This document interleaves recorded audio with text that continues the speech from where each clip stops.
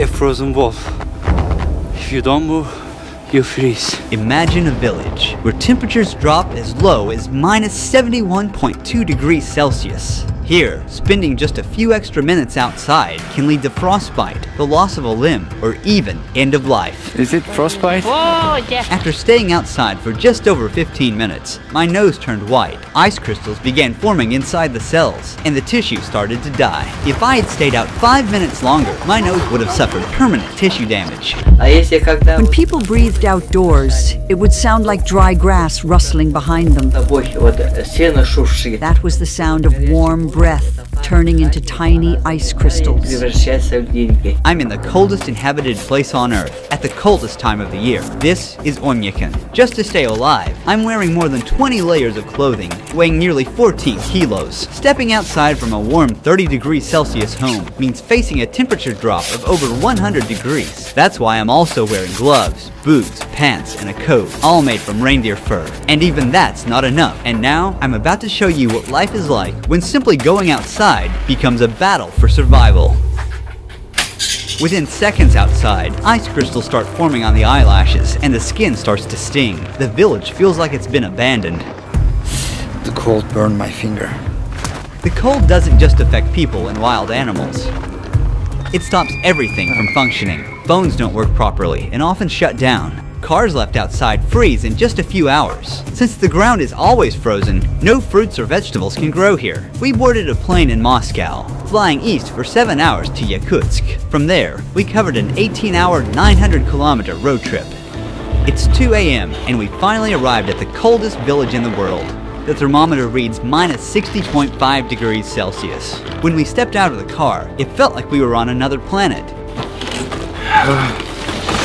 The hairs in our nose were frozen, and we felt them prick with every breath. The dry air makes us cough uncontrollably. Oymyakon is home to around 800 people, spread across 1.5 square kilometers. Seeing anyone else outside is almost impossible, as if time itself has frozen in this place. It's really cold. We are walking for about 15 minutes. As you see, my friend's eyelashes are full of ice. You can see another ice droplet on his upper lip. Oymyakon, our land surrounded by mountains. It gets brutally cold here. The temperature drops to minus 63 degrees Celsius or even minus 64 degrees Celsius. Because Oymyakon is located in a basin, there's hardly any wind. The cold just settles in and stays. In this region, the ground stays frozen all year round. This layer of frozen earth is called permafrost, and it can reach hundreds of meters deep. To survive the cold, the villagers built a central heating system. A single coal-powered boiler sends heat to most homes through pipes. The system must run non-stop. Even a short failure puts everyone at risk. The interiors of the houses differ from traditional village homes. Heating pipes connected to the central boiler run through the rooms to keep the houses warm. To build on the frozen ground, thick wooden beams are first laid down to create a flat base. Then, the main logs go on top. A 30-centimeter thick subfloor is added, followed by insulation, and finally, the finishing floor. Each wall is made of 7-layered materials. There's wood on the outside, then basalt wool as the main insulation barrier, then plaster, mesh, foam insulation, another layer of plaster, and finally, a wooden panel inside. The windows are triple glazed, forming a vital barrier against the bone-chilling temperatures, and the attic is insulated with sawdust and soil. Combined with a stove or heating system, this setup keeps the residents warm. In nearly every building, the entrance room is intentionally left unheated. We freeze everything in the front room. We'll get this refrigerator, natural. Here, I have frozen milk and frozen meat that I store in the cold. As you can see, these first 2 rooms at the entrance used for storage and as a refrigerator. These unheated rooms also serve as a buffer against the freezing cold. You can see ice and snow covering the interior of the room, especially the ceiling. In Oymyakon, the day begins early. Yevdokia is already at the barn. Cattle farmers here wrap a cloth around the cow's udder to protect the sensitive tissue from frostbite and to keep it clean. The udder isn't at risk of freezing anymore, but once the milk starts flowing, we have to be careful. Because of the extreme cold in Oymyakon, no water pipes run to the buildings. They would freeze almost instantly. The cows must step out into the cold every morning and make their way to the river to drink. One by one, they step into an icy hell, moving quickly, knowing they must return before the cold becomes too harsh. Their hair became crusted with ice almost immediately. This part of the river is not frozen because it is coming fresh from the mountain. Underground spring water meets with river and keeps this part of the river unfrozen. Then all of a sudden, my whole face went numb. I couldn't move the muscle on the left side, like I was having facial paralysis. When my nose started freezing, Yevdokia noticed right away. Is it frostbite? Yeah. The cold shrinks the blood vessels and eventually reduces blood circulation. Without enough warmth, water inside each cell freezes into ice crystals, causing the cells to rupture and triggering a stabbing pain and tissue to die. You should cover your face like this. While covering your face. Be careful, or it might turn black. From this point on, until the end of the documentary shoot, I won't be able to stay outside for more than 10 minutes at a time, or my already frostbitten nose could get even worse. But as the documentary progresses, and the temperatures drop even further, we'll be pushing our limits to show you what survival here truly demands. Here is the cure. This is aloe and just alcohol. You soak it like this, and apply it to the area that's frozen. And don't rub it, okay? Otherwise, you'll damage the vessels in the capillaries, and it'll lead to sores. Then Yevdokia began her daily chores by hanging freshly washed clothes in the yard. Within just minutes, they completely froze solid. Her clothes are completely frozen. My hands are freezing.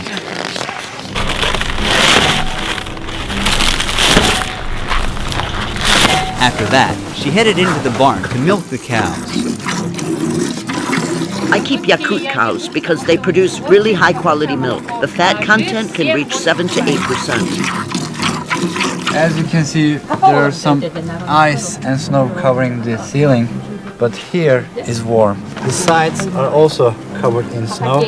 You can see some droplets from the ceiling. That is because of the humidity. The air is thick with the smell of hay, warm milk, and livestock. Now we are going to meet a horse master. We're about to see the wild Yakutian horses in their natural habitat.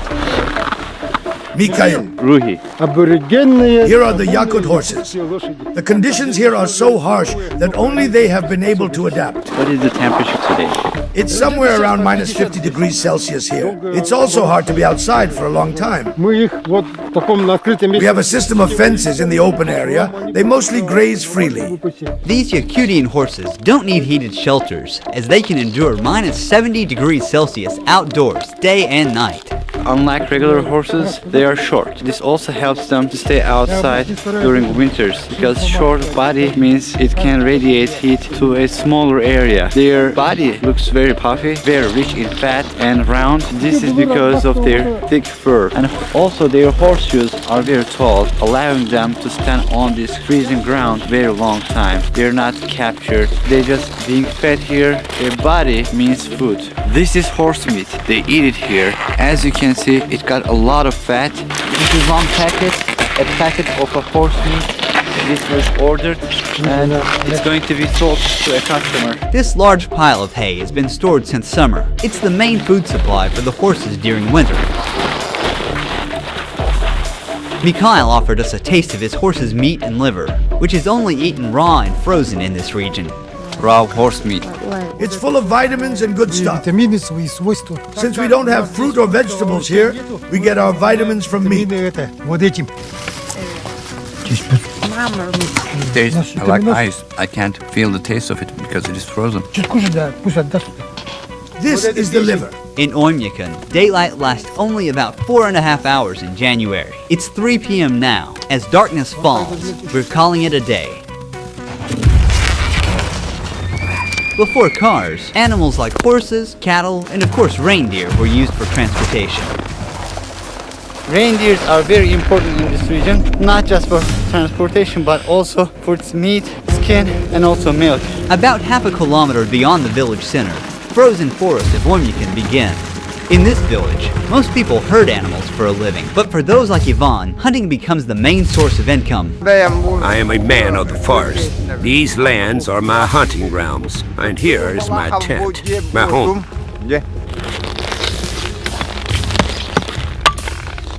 He's making fire now. We need this fire because it is too cold here.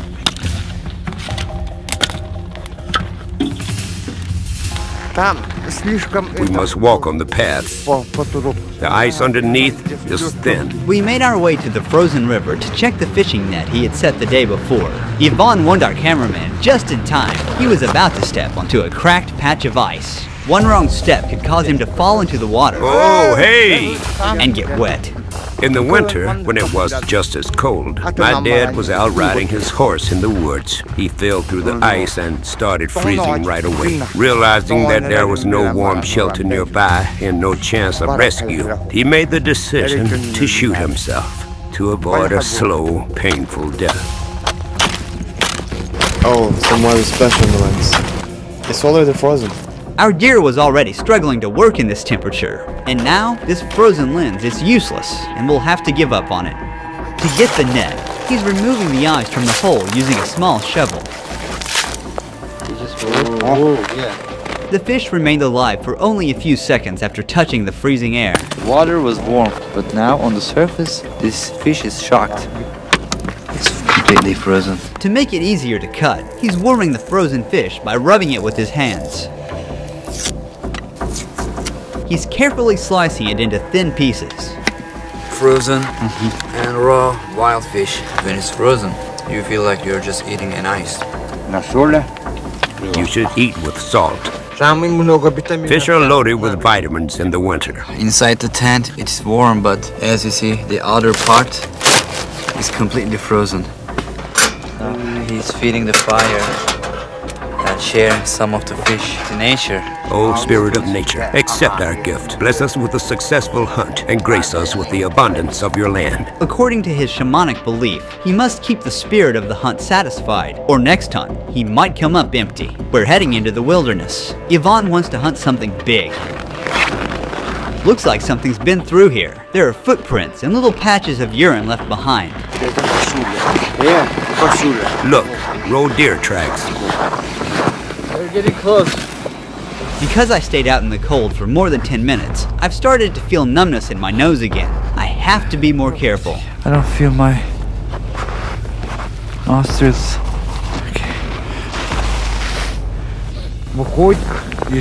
From that side, it ran towards the forest. That's where I'll set the trap. He hopes to catch a large animal.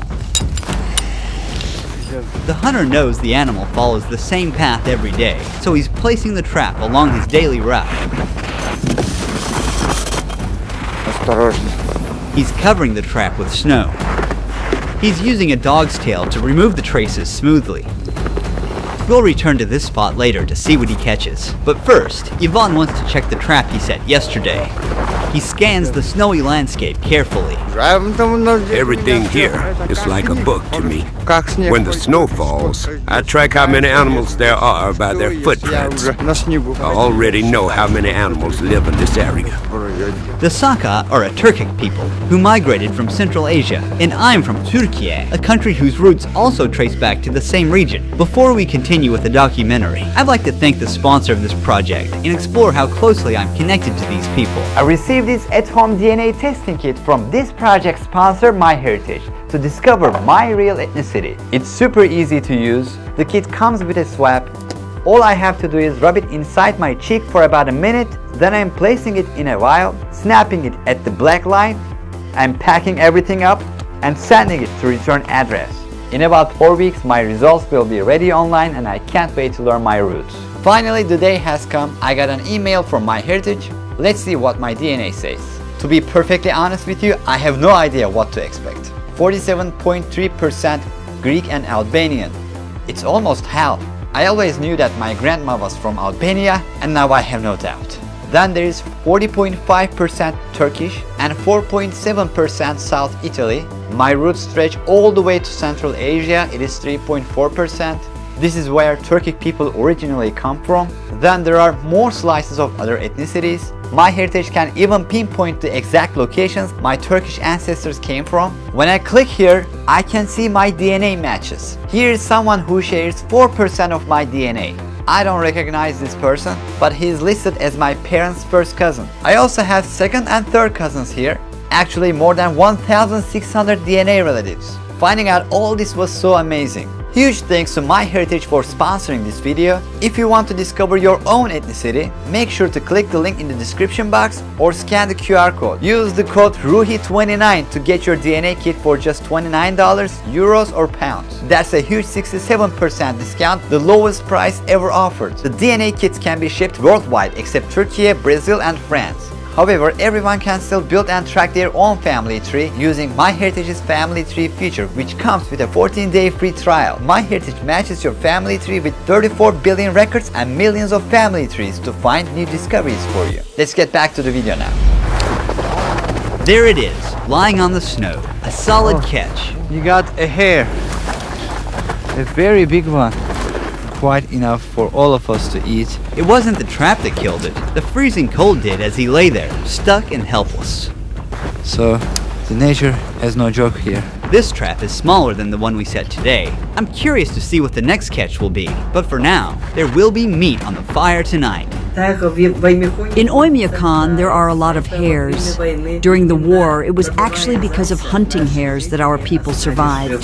Tamara cooked the hare and prepared a dinner table at her house. It doesn't have any fat in it. It's a very lean meat. Some of the upcoming scenes were among the hardest to capture. Thanks to the help of the Ulangovs, the leading YouTube channel on rural Russia, we were able to make it happen.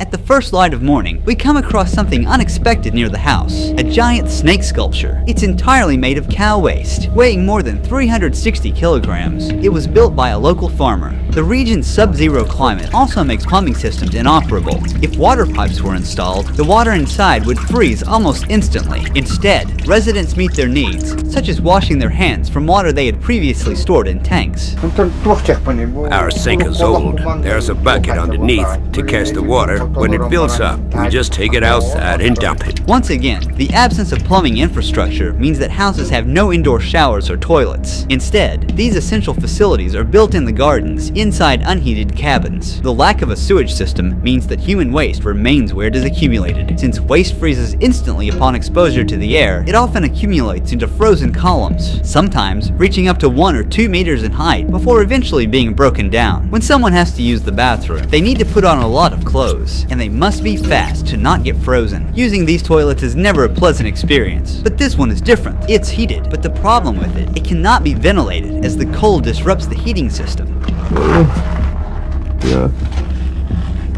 This type of toilet is still preferred to be protected from the cold, despite the unpleasant odor that accumulates inside. To bathe, cook, wash dishes, or simply drink, clean water is essential, but getting it is a whole other process that takes a lot of effort. People here collect blocks of river ice and melt them to get fresh water for daily use. Right now you're looking at a vast white blanket of snow, but under, there's a frozen river, the only source of water. He's using a chisel to cut into the thick ice. You have to work quickly if it's cold. Otherwise you'll freeze. As we carve out solid blocks one after another, we lift them and place them onto the sled.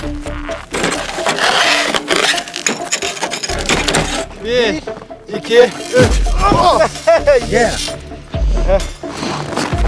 We've loaded as many ice blocks as a sled can carry.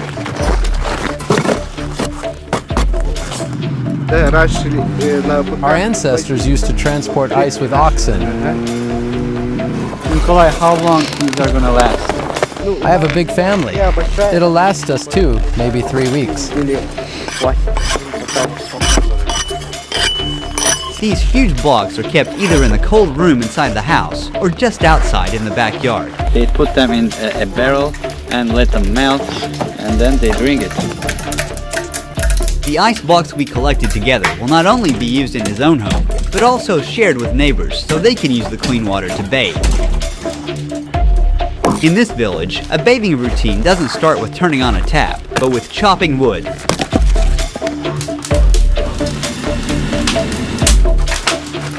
The boy is grabbing a large chunk of ice given by Nikolai, and he's bringing it inside. Our grandparents take baths for 2 hours. We usually stay for about an hour and a half. How long does it take for you to complete your bath? The whole process takes around 4 or 5 hours. We bathe once a week on Saturday or Sunday. The next step is to turn frozen shampoo into liquid near the stove.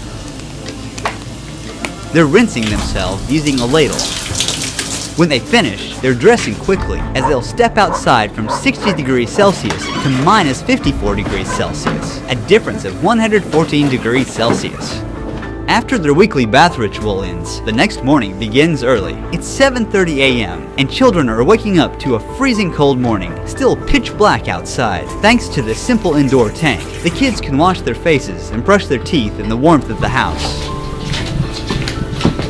But for other needs, the kids still have to use the outdoor toilet. Jana helps her daughters get dressed for school. The children wear many layers of clothing for their commute. Before they leave, Jana wraps a wool shawl tightly around their faces, covering their mouths and noses to protect them from the biting cold. Now, they're ready to go outside. The walk to school is about half a kilometer. Every winter morning, Nikolai walks his daughters. The school remains open in Oymyakon unless temperatures drop below bone-chilling minus 55 degrees Celsius. Below that point, it's too dangerous to go outside. Today, the thermometer reads minus 51 degrees Celsius. As the kids arrive at school, daily life for people like Yvonne is focused on survival and hunting. Ivan has got a lot of animals here. He even has a frozen wolf. He caught this wolf before dawn, about 2 hours ago, in the trap we set together. It died because of the cold.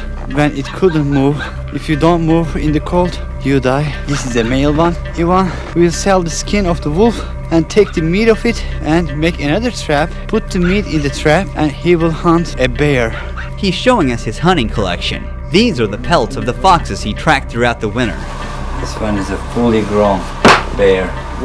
These bears were killed because they kept attacking my livestock. Every year they come onto my land, and each time there are more of them.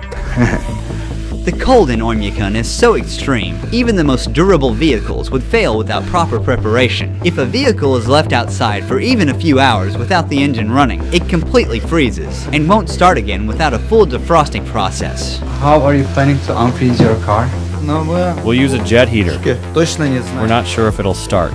Every part is frozen solid. Metal, fuel, oil, even the battery. They start by brushing off the heavy snow that's built up on the car. The tire has turned solid like a rock. It was minus 56 degrees Celsius outside. The tire's gone flat, not because of a leak, but because cold temperatures cause the air molecules inside to shrink. They are going to install this to heat the vehicle. We try to close it tightly so that the warm air does not escape out, but stays inside.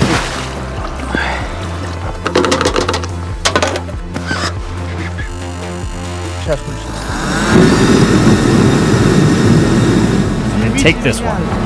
It's too cold outside. Because of this, everything needs to be kept warm. Since the car is diesel, the diesel fuel in the tank completely froze. The car will stay like this for about 3 to 4 hours. If a local is lucky enough to have a heated garage, they can store their vehicle there for months without risking the engine. As the car was being defrosted, we made our first stop at one of these garages. The door is very well insulated. There is no open spot in this garage. They use this material. You see the walls, layer upon layer, and there are pipes here to heat the garage. We heated the car for 3 hours. Now, we're going to try starting it. The accumulator is installed, and the oil level is checked using the dipstick. The first time we opened the door. Great! This vehicle brought back from death. Now we'll try to leave the place. In Oymyakon, survival isn't about conquering nature, but about living in harmony with it. Guided by ancient shamanic wisdom, the Yakut people don't fight the cold, they respect it and endure within its rules. Look, the temperature does not rise at all. Here, even the cruelest winters are met not with fear, but with ritual and the unshakable belief that nature gives as much as it takes. This isn't just survival, it's coexistence. Huge thanks to my dear friend Turgut Ekim, who was with me every step of the way during this journey. He also filmed a video in Oymyakon where he accepted an extraordinary invitation from a local family and captured daily life in this freezing village. Also, while filming with Turgut, we jumped into a frozen river at minus 55 degrees Celsius, one of the most extreme experiences of my life. If you want to catch this unseen footage of the journey and get a much closer look at the region's culture and traditions, click here to watch his documentary. Last but not least, click the link in the description or scan the QR code, and don't forget to use my code RUHI29 to get your MyHeritage DNA kit for just $29, euros or pounds. Don't miss this 67% discount to discover your heritage.